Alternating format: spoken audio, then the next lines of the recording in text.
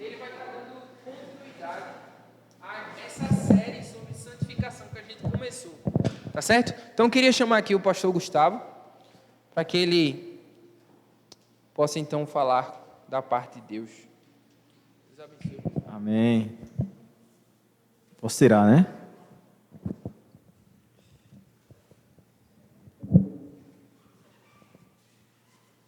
Boa noite, gente.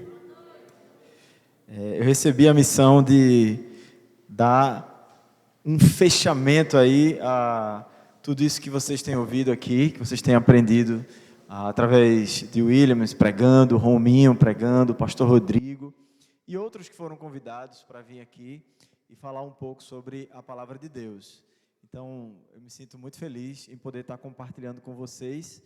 Eu sei que vocês ouviram aqui sobre muita coisa boa, sobre a criação, sobre a queda, sobre o pecado, sobre a nossa redenção em Cristo Jesus na cruz e sobre o que é que tudo isso faz na nossa vida, sobre essa vida de santificação, como é que eu vou me tornando mais parecido com Jesus na minha caminhada, independente da minha idade, independente de que fase da vida eu estou vivendo.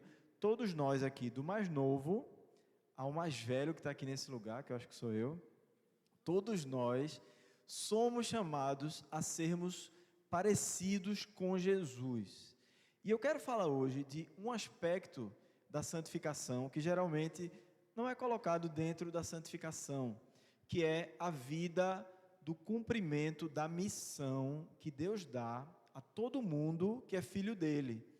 Todo mundo que é discípulo de Jesus é ordenado a falar de Jesus para as pessoas, a fazer discípulos de Jesus no mundo. Então, quando eu desobedeço essa ordem, como é o nome disso? Pecado. Então, desobedecer a ordem de Jesus de fazer discípulos é pecado. Então, eu quero falar desse aspecto da santificação, de nós glorificarmos a Deus, de nós sermos santos, parecendo com Jesus no cumprimento da missão. Tá bom? Então eu quero convidar você a abrir sua Bíblia no texto de Mateus 28,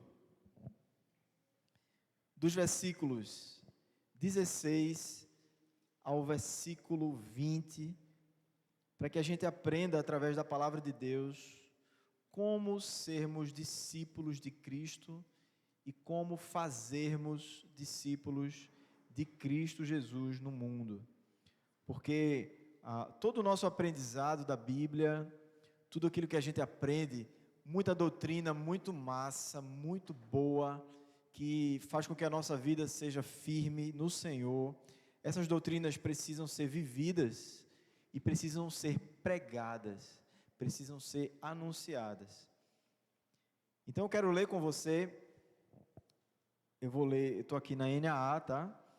Eu vou ler um versículo, você lê o outro, e a gente vai alternando aqui a leitura até o versículo 20. Diz assim: Os 11 discípulos partiram para a Galileia, para o monte que Jesus havia designado. E quando viram Jesus... são vocês agora, versículo 17.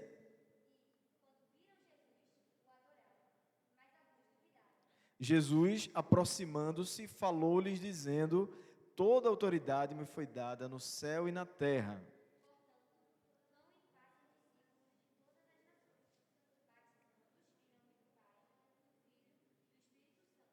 Ensinando-os a guardar todas as coisas que tenho ordenado a vocês. Todos juntos? E eis que estou com vocês todos os dias até o fim dos tempos. Amém? Vamos orar antes da gente continuar? Senhor Deus, que essa porção das Escrituras esteja alcançando o nosso coração através do poder do Teu Espírito Santo, Pai. Que possamos entender que o Senhor Jesus é vivo, ressuscitado, poderoso, Rei dos céus e da terra, e nós somos Seus discípulos, Seus súditos, e temos uma ordem a obedecer nesse mundo. Ó Deus, fala conosco sobre isso nessa noite, em nome de Jesus. Amém. Meus irmãos e minhas irmãs aqui presentes, o Senhor Jesus, ele havia vivido uma vida aqui nesse mundo, como foi lido. Eu não combinei com Williams para ele ler o texto de Filipenses, não. Mas o texto de Filipenses é o início daquilo que eu quero falar hoje aqui. O Senhor Jesus sempre foi rei, sempre foi poderoso, sempre teve o poder para criar todas as coisas e para sustentar todas as coisas que existem. Tudo que existe no mundo só existe pelo poder de Jesus. Jesus, nesse momento, está fazendo tudo acontecer. Está fazendo você estar vivo hoje aqui. Está fazendo cada célula do seu corpo funcionar. É o poder de Jesus. Jesus sempre foi rei. Mas houve um momento na história, depois que o ser humano caiu no pecado, em que Deus decidiu enviar Jesus para o mundo. E você conhece essa história. Jesus foi enviado ao mundo para se tornar homem, como eu e como você.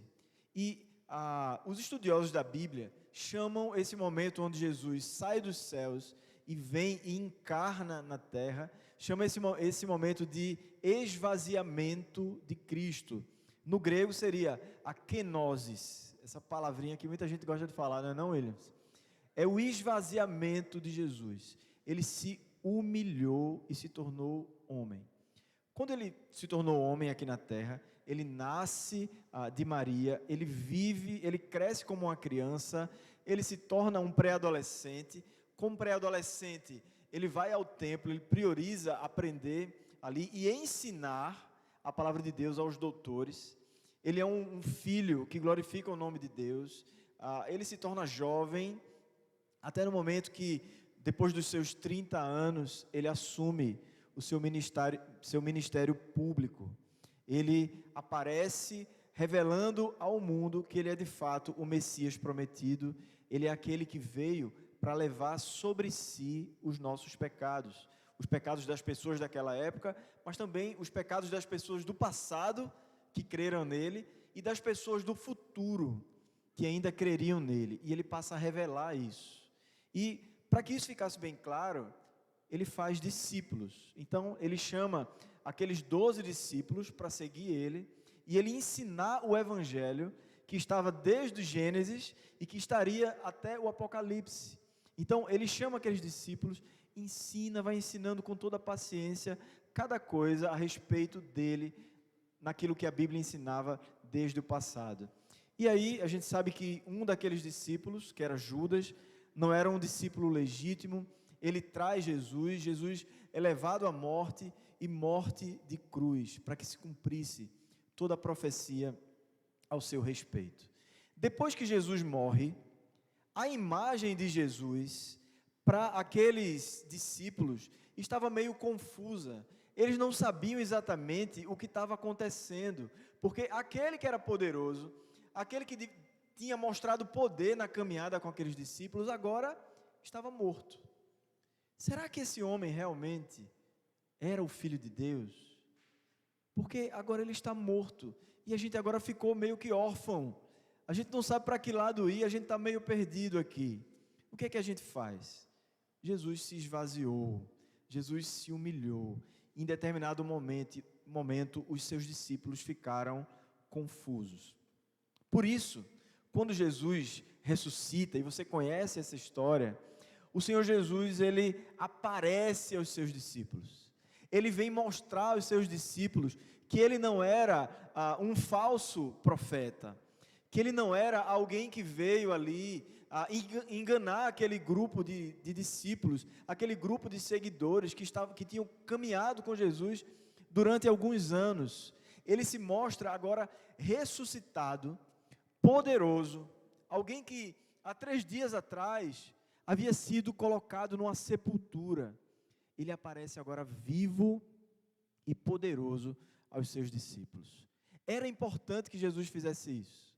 Era muito importante que Jesus mostrasse que ele não é aquele Jesus que veio simplesmente se humilhar, aquele Jesus que tinha um corpo mortal na caminhada com os seus discípulos, aquele Jesus que tinha fome, aquele Jesus que em meio a todos aqueles anos que ele viveu na terra, ele decidiu mostrar-se numa vida humana.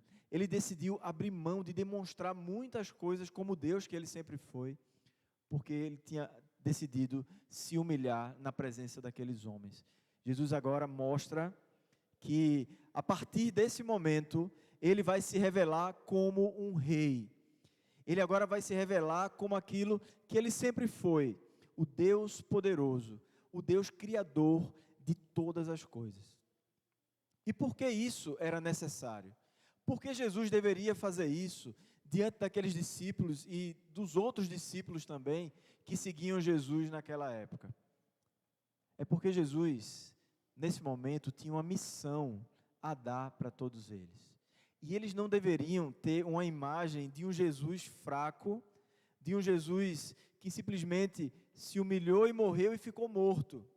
Era necessário eles entenderem que o Rei Jesus é vivo e poderoso, e que ele governa não apenas o planeta Terra, mas que ele governa tanto o reino espiritual, todos os anjos, também o mundo do reino de trevas. Jesus está acima do reino de trevas.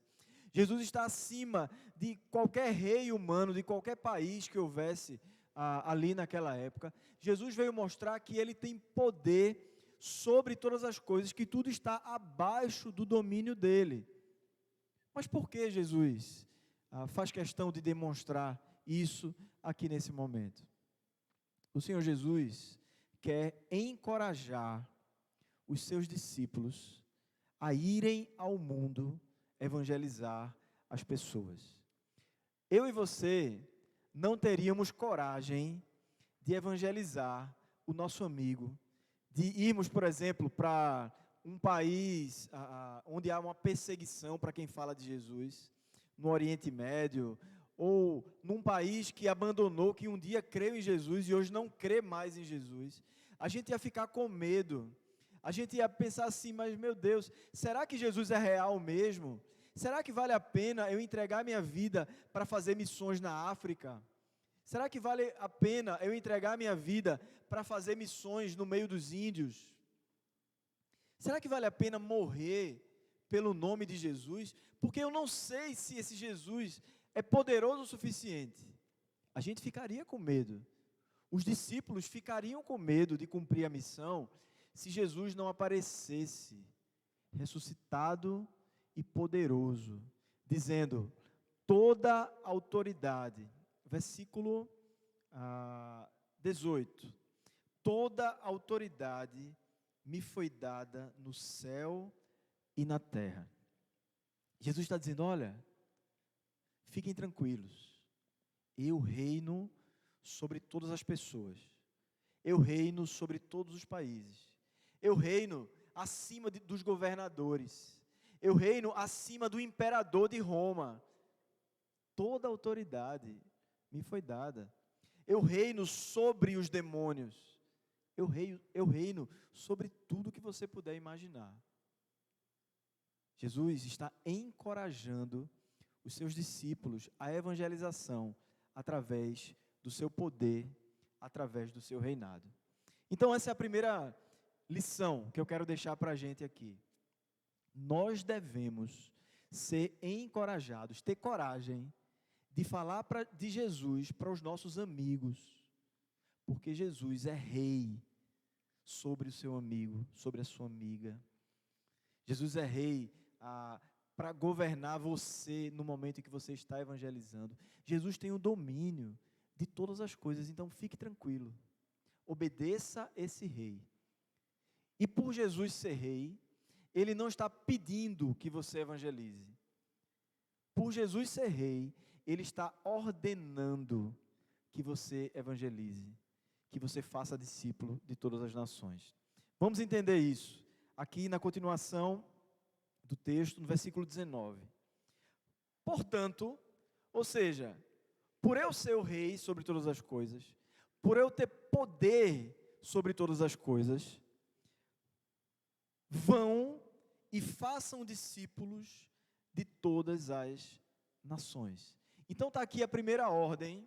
Se você quer ter uma vida que é semelhante à vida de Jesus, você deve se santificar diante de tudo aquilo que você ouviu aqui no casa durante as vezes que vários pregadores pregaram aqui.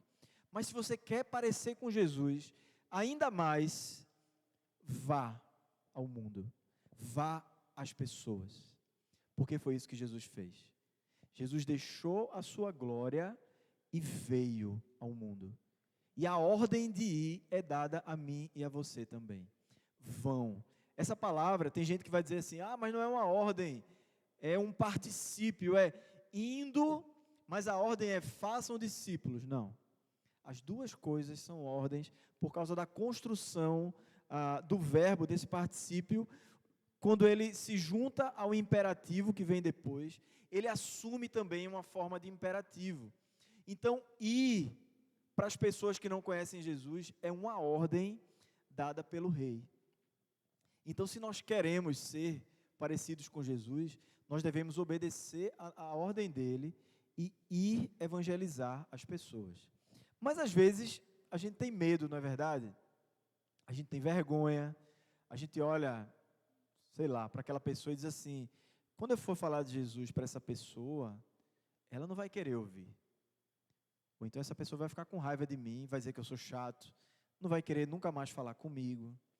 Eu vou perder um amigo, eu vou perder uma amiga. Ou, se você pensa um dia em ser um missionário e ir para um lugar mais perigoso, um lugar mais distante, uma língua diferente, você diz assim, mas eu não sei se isso vai dar certo, sabe? Eu não sei se eu obedeço ou não obedeço a essa ordem. Até porque disseram que não é uma ordem. Não é uma ordem. Mas, diante do texto da palavra de Deus, nós entendemos que ir é uma ordem e que fazer discípulos também é uma ordem. Então, nós não temos opção. Nós não temos, como dizer assim, eu escolho ser um tipo de crente que não vai. A gente não tem essa escolha. A ordem é clara. Vão. Alguns vão terminar indo realmente para outros países. Alguns vão terminar indo, se distanciando muitas vezes da sua família, indo para um outro lugar. Deus vai mostrando se isso realmente vai acontecer. Outros vão ficar por aqui, vão ficar em Olinda mesmo. Outros vão ficar por aqui no Recife, na região metropolitana. Alguns outros vão para outros estados do Brasil. O que importa é que a gente entenda para onde Deus está nos mandando ir. Porque o fato aqui é que existe uma ordem. Não é um pedido, volto a repetir. Não é um pedido, é um mandamento de Deus. Vá e faça discípulos. Por todo o Antigo Testamento, essa ordem foi dada. Foi dada a Adão, foi dada a Abraão, foi dada a Daniel, foi dada a Jonas, foi dada ao povo de Israel. No Novo Testamento, essa ordem é dada aos seus discípulos. E esses discípulos de Jesus dão essa ordem à igreja. E a igreja somos nós. Nós somos o povo que vai e que faz discípulos. Mas o que é fazer discípulos? Quem sabe aqui o que é fazer discípulos? Que ordem é essa que Deus está nos dando? Como? Pregar discípulos. Certo, é pregar. Já está o primeiro. Como? Falar da palavra de Deus. Mas alguém dos homens aqui, o que é fazer discípulos?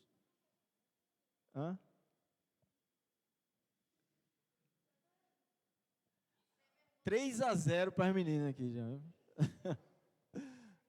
Fazer discípulos é pregar, é falar do evangelho de Deus, falar da palavra de Deus. Então, o primeiro passo do discipulado, presta atenção, é a evangelização.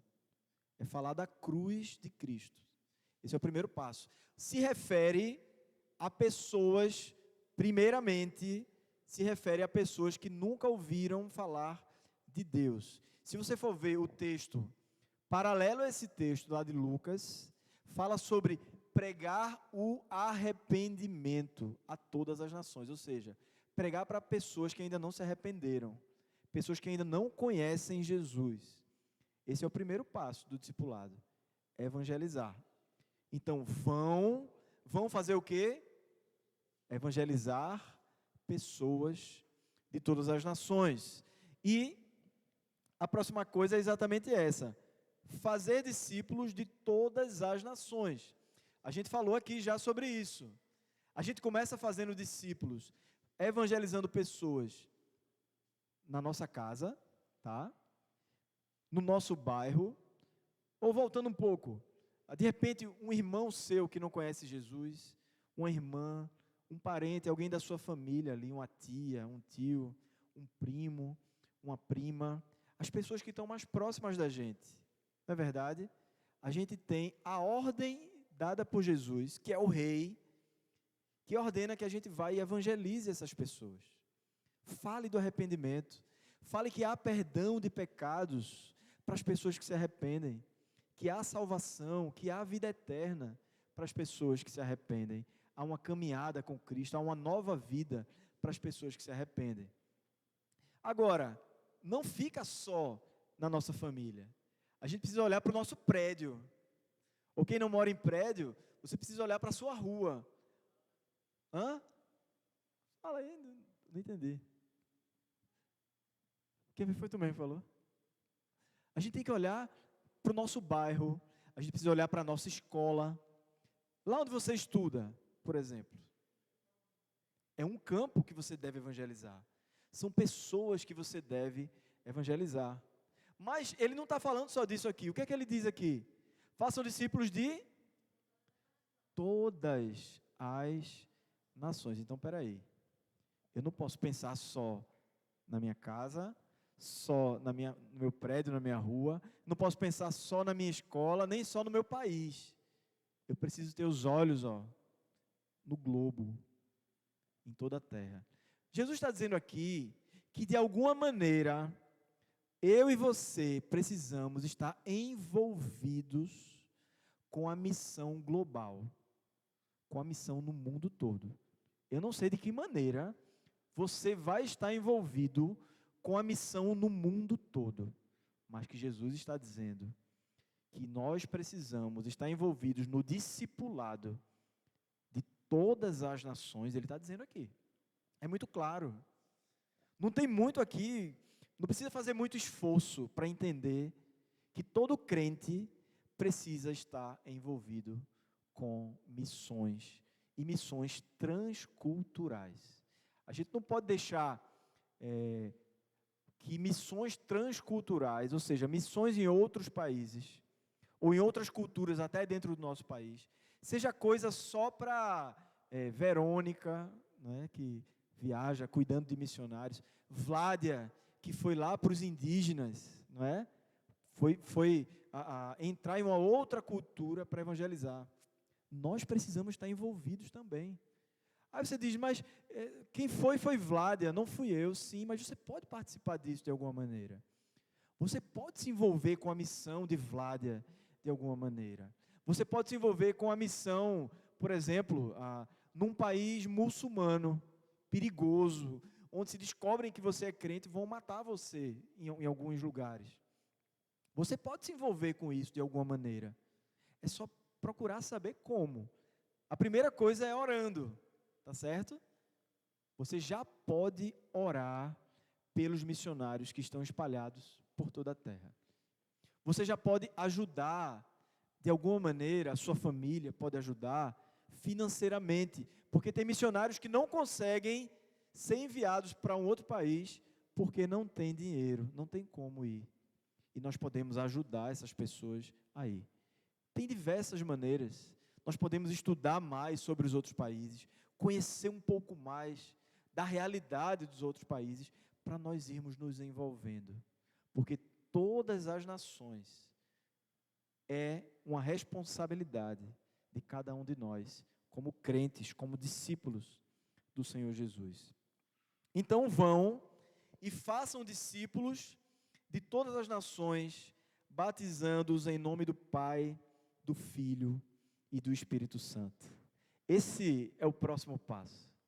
A gente começa evangelizando a pessoa, A gente começa falando, obedecendo a ordem do rei, a gente abre a boca, fala da salvação de Jesus, fala do arrependimento de pecados, e se o Espírito Santo toca o coração dessa pessoa que você falou, qual é o próximo passo? O que é que você faz agora? Você batiza? Vocês batizam? Alguém aqui batiza? Não, né? Mas Deus usa quem? Ok, Deus usa a gente na evangelização e na hora do batismo. Quem é que faz o batismo? A liderança da igreja. Então, o que eu quero colocar aqui é o seguinte: você vai trazer essa pessoa para a igreja. É porque é na vida da igreja, na organização que a igreja tem, que essa pessoa que creu em Jesus, ela vai ser recebida no nosso corpo, que é o corpo de Cristo. Essa pessoa não vai crer em Jesus e ficar sozinha lá, espalhada no mundo, vivendo a vida dela, não. Nós precisamos trazer essa pessoa para a igreja. E na igreja essa pessoa vai aprender um pouco mais sobre o Evangelho. Ela vai ser recebida através do sacramento. O batismo é o sacramento que mostra a graça de Deus, que veio e purificou essa pessoa dos seus pecados. O lavar regenerador do Espírito Santo, que já aconteceu na vida dessa pessoa e agora está sendo mostrado através de um elemento físico, que é a água, que é derramada sobre a cabeça dessa pessoa, mostrando que essa pessoa foi lavada, foi recebida, recebeu o Espírito Santo de Deus sobre ela. E nesse momento, essa pessoa se torna membro do corpo de Cristo, da igreja do Senhor Jesus. Ele se torna membro da igreja e se torna uma família com a gente. Então, o que é que Jesus está dizendo? Vá ao mundo, evangelize as pessoas que creem, traga para a igreja, porque essa pessoa vai se tornar membro da sua família, da família de Cristo. Isso é muito lindo, isso é maravilhoso. Eu olho para vocês aqui e eu vejo essa família de Deus aqui, crescendo. Não é? Eu vi muitos de vocês pequenos, começando de Caleb, que nasceu logo quando a gente veio para cá. Né? Tá aqui, ó, Pedro, eu via Pedro e Caleb aprontando por aí. Né? Eu vi Rominho adolescente, com cabelo e tal. Eu vi o Williams, cara, dessa finura, chegando aqui, cara. Tá vendo? Arthurzinho, eu não vou nem falar de Arthurzinho. Né? É melhor não falar. Estou brincando, Bertozinho. Então veja só, nós somos família de Deus. E a gente não cresce só fisicamente aqui. Dá para ver que vocês cresceram espiritualmente. Que vocês estão amadurecendo espiritualmente. Que vocês estão ficando fortes espiritualmente. Isso acontece na igreja. Então, a pessoa que você evangeliza, você traz para a igreja. E ela é batizada em nome do Pai, do Filho e do Espírito Santo. E aí o discipulado continua, versículo 20. Ensinando-os a guardar todas as coisas que tenho ordenado a vocês. Vocês disseram aqui que o discipulado é evangelizar as pessoas. É falar a quem não conhece Cristo sobre a salvação que está em Cristo Jesus. Mas o discipulado começa na evangelização. A evangelização é o começo. Ela agora continua e o discipulado continua. Fazer discípulos é algo que vai acontecer na nossa vida até a gente morrer. A gente sempre vai fazer discípulos. E a gente sempre vai ser discípulo. Nós sempre estaremos sendo conformados à imagem de Cristo. Ser como Cristo é algo que não vai terminar na nossa caminhada. Então, por isso que Jesus diz assim, ensinando a guardar todas as coisas que vos tenho ordenado. E aí você pode pensar, quais são todas as coisas que Jesus ensinou para os discípulos, para os 12? É muita coisa. Jesus ensinou todas as escrituras para os seus discípulos. Ele ensinou aqueles homens a olharem de Gênesis até os livros que haviam sido escritos até ali E depois Jesus usou aqueles homens para escreverem o restante dos livros, em nome de Jesus. E eles escreveram o restante dos livros. Qual era a missão deles agora? Era continuar ensinando para aqueles que já foram batizados também. Então, quando você evangelizar alguém e essa pessoa for recebida na igreja, não abandone essa pessoa. Você precisa continuar ensinando essa pessoa a guardar todas as coisas que Jesus ordenou. É por isso que o discipulado não acaba. O discipulado continua. Você continua influenciando a vida dessa pessoa, ensinando essa pessoa a andar com Cristo. E o mais surpreendente em tudo isso é que às vezes chega um momento em que essa pessoa já cresceu tanto que você não apenas ensina, você também aprende com ela. Coisas que você de repente está vacilando, sabe? O pecado que às vezes toma o seu coração, mesmo você sendo um discipulador, mesmo você sendo um professor, alguém que evangeliza, alguém que já está sendo usado por Deus na vida de outra pessoa, você vai ver essa pessoa crescendo na fé, e essa pessoa te chamando e dizendo, olha, mano, ou mana, você está errado aqui, aqui e aqui. A Bíblia diz isso, isso e isso. Acho que você tem que se corrigir. E você vai dizer amém. Aquele que era discípulo, agora também está sendo usado por Deus para me discipular. Que bênção do Senhor. Porque somos todos pecadores, mas somos todos salvos pela graça do Senhor Jesus. Estamos todos na mesma caminhada. E nós exortamos uns aos outros, nós encorajamos uns aos outros com as palavras de Cristo. Então nós somos chamados a fazer discípulos de todas as nações. Por fim, o texto continua com a última frase que o Senhor Jesus diz da seguinte maneira: e eis que estou com vocês todos os dias até o fim dos tempos. Então, se você entendeu que Jesus é o Rei Todo-Poderoso, que Ele tem autoridade sobre todas as coisas, e Ele está te dando uma ordem, Ele não está fazendo um pedido, Ele está te dando uma ordem, para que você vá às pessoas, ou seja, para que você se mexa, para que você saia da sua zona de conforto, e você se dirija ao descrente, que você evangelize o descrente, que você traga o ex-descrente agora convertido para a igreja, para ele ser recebido na igreja. Se você entende que Jesus ordenou que você agora acompanhe esse novo convertido, ensinando ele a andar como Jesus andou, ensinando a Bíblia para ele, agora você precisa de ânimo, você precisa ser encorajado pelas seguintes palavras: eu estou com você todos os dias.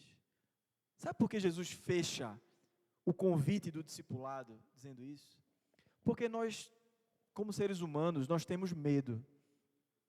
Nós nos cansamos, nós nos entristecemos e nós queremos parar de fazer missão. Muitas vezes a gente, no começo, tem muito ânimo para falar de Jesus para as pessoas.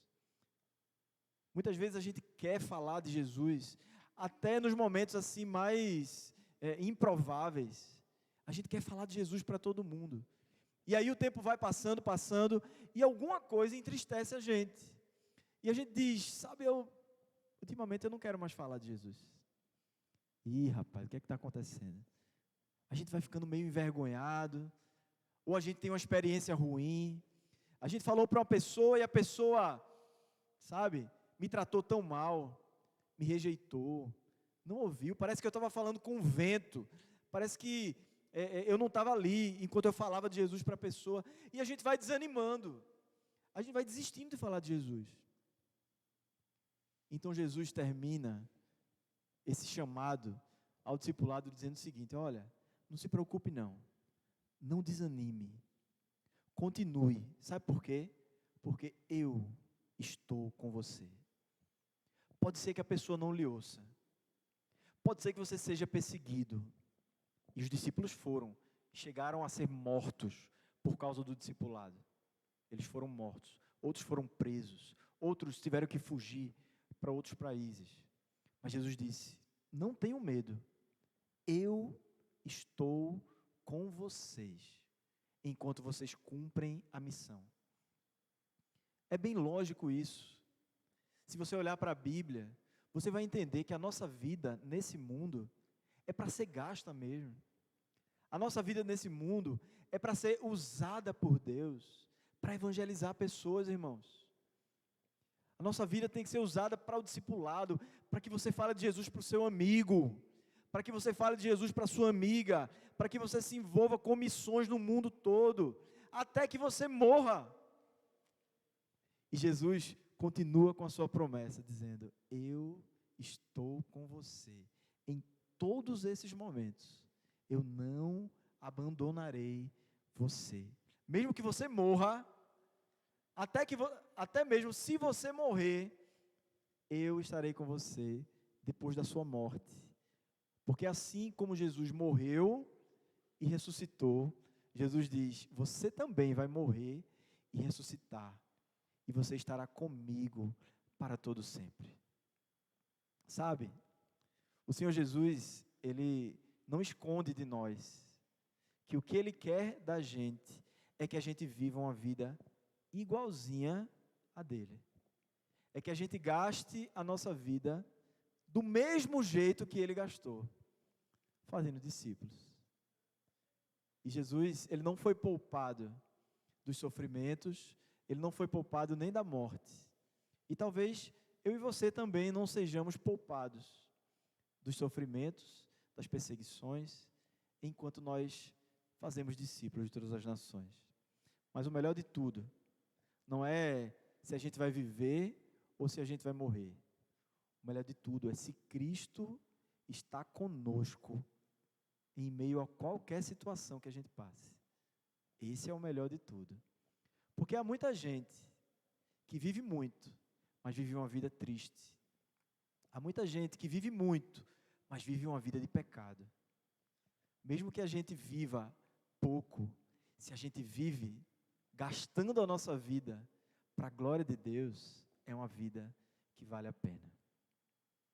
Então, eu encerro aqui aquilo que Deus colocou no meu coração como complemento de tudo aquilo que vocês ouviram sobre santificação, sobre a nova vida em Cristo.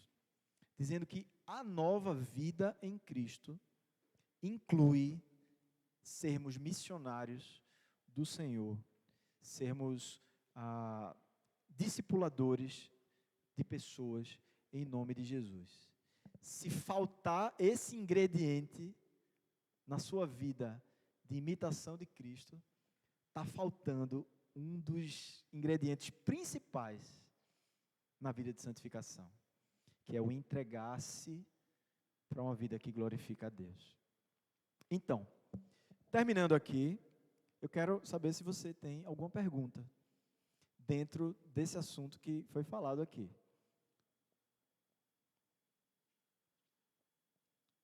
Quem? Malu, pode perguntar, Malu.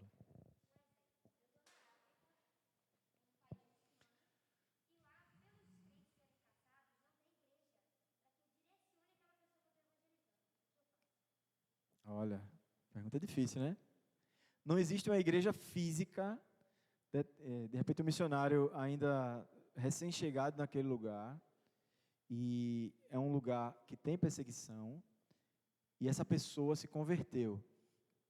A primeira coisa que a gente tem que entender é que essa pessoa já está ligada à igreja invisível, certo? A reunião dos crentes espalhados por toda a terra e até os crentes que já foram mortos. Essas pessoas já são corpo de Cristo. O que é que falta ali? Uma igreja local.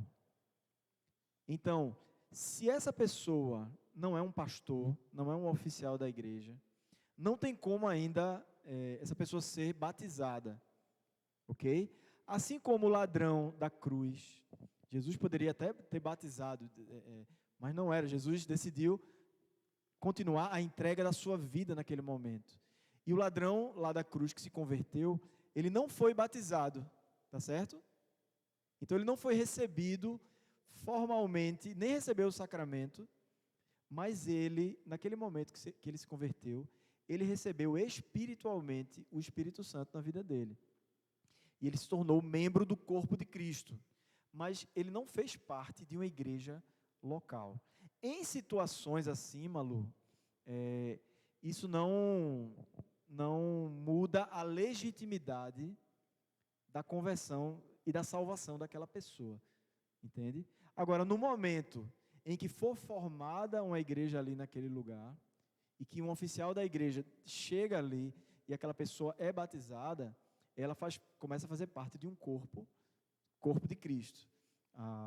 Enfim, eu não sei se explica, pelo menos, mais ou menos, né, a questão.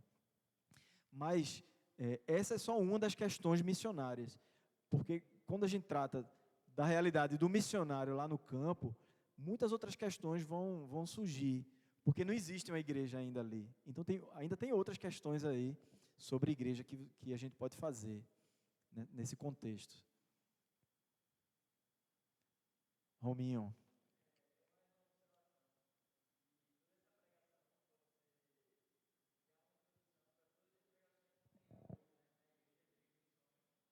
Isso. Isso.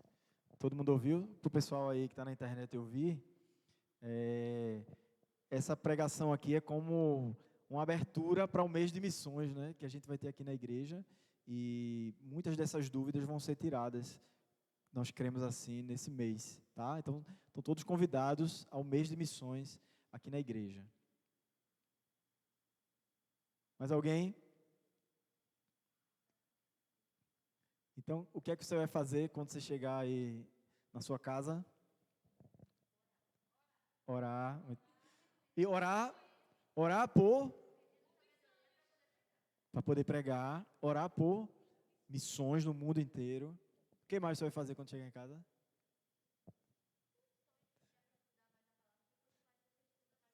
Estudar mais a palavra para pregar melhor a palavra. E quando você chegar na sua escola?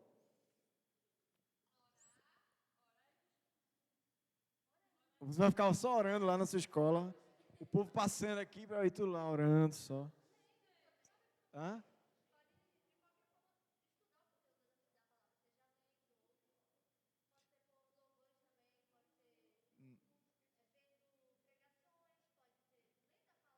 Certo, mas você chegou na escola, você está na sua sala, tem um bocado de amiga, amigo.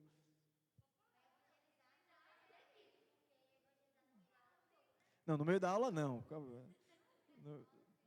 A não ser que o professor fale uma besteira, você levanta a mão e, professor, deixa eu dizer uma coisa aqui. Hã? Olha, deixa eu dizer uma coisa. Você ir para a escola é como um missionário ir para um campo. Você não está lá só para brincar, tirar onda, só para aprender a aula. Lógico, tem que ir para aprender a aula, viu, gente? Estudar bem muito. Mas não é só isso, não. Tá? Ali é uma oportunidade que nunca vai se repetir. Ou vai ser muito difícil de repetir.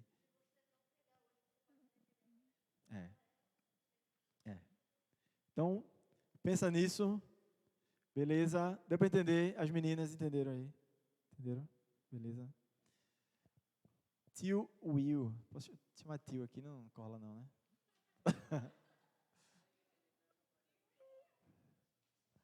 É o tio do futuro.